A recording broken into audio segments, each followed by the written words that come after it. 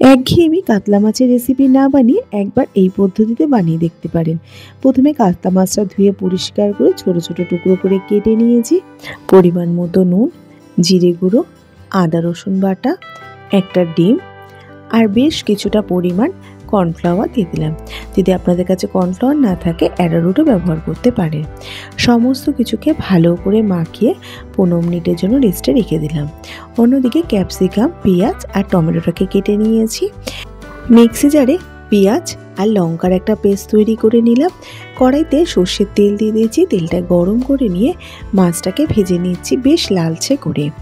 মাছগুলো ভাজা হয়ে গেছে, মাছগুলোকে অন্য পাত্রে তুলে রেখে দিয়ে ওই কড়াইতে আরও কিছুটা তেল কমিয়ে নিয়েছি। তার মধ্যে দিয়ে দিলাম গোটা জিরে।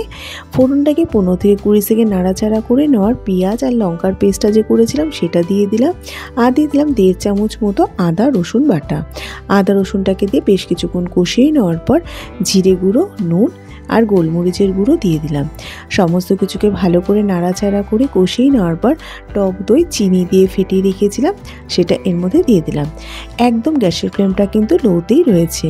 মশলাটা বেশ সুন্দর করে কষানো হয়ে গেছে, উপরে তেলটা ভেসে উঠেছে।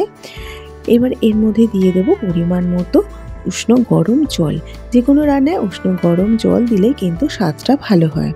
গরম জলটাকে দিয়ে নাড়াচাড়া করে এবার জলটা যেই ফুটতে শুরু করবে সেই সময় আগে থেকে ভেজে রাখা মাছগুলো দিয়ে দিলাম। সমস্ত মাছটাকেই দিয়ে দিচ্ছি। মনে হলো আরেকটু জল দিলে ভালো হয়, তাই আরেকটু জল এর মধ্যে দিয়ে দিলাম। তবে বেশি কিন্তু পাতলা করব না মাছের ঝোলটা। এবার ঢাকা দিয়ে রেখে দেবো বেশ কিছুক্ষণের জন্য। এবার অন্য বার্নারে একটা ফ্রাই প্যান বসিয়ে দিয়েছি।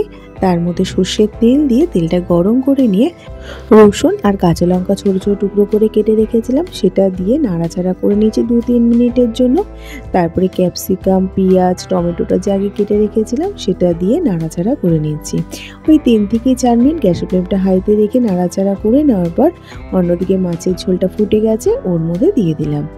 দিয়ে দেওয়ার পর গ্যাসের ফ্লেমটা মিডিয়ামে রেখে ঢাকা দিয়ে আরও 4-5 মিনিট ফুটিয়ে নিয়ে গ্যাসের ফ্লেমটা বন্ধ করে বেশ কিছুক্ষণ স্ট্যান্ডিং টাইমে রেখে দিয়ে আমি সার্ভ করে দেবো।